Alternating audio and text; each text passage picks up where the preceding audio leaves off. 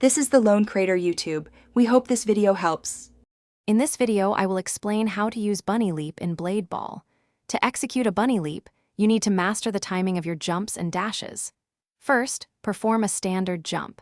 As soon as your character touches the ground, immediately activate your dash ability.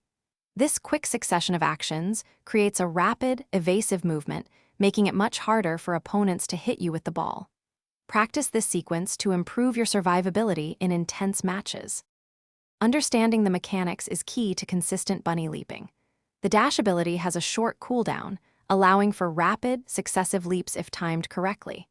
After your initial jump and dash, you can often repeat the process almost immediately upon landing again.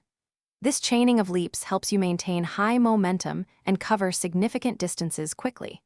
It's an excellent way to reposition yourself, escape dangerous situations, or even surprise opponents.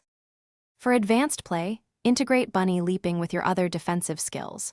For example, you might use a block or parry, then immediately bunny leap to create distance. Consider feinting in one direction before executing a leap in another to confuse your adversaries. The best way to truly master this technique is through consistent practice, especially against fast-moving balls. This will sharpen your reflexes and improve your ability to react under pressure. To truly optimize your blade ball performance, consistent practice is non-negotiable. Dedicate time to refining your bunny leap, aiming for a 90% success rate in evasions.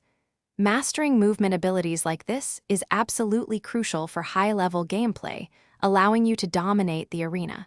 Remember, a strong defense often leads to more offensive opportunities. Also, check the description for a link to darn tough socks and other great deals to enhance your gaming experience. Thanks for watching. Consider subscribing if we helped you.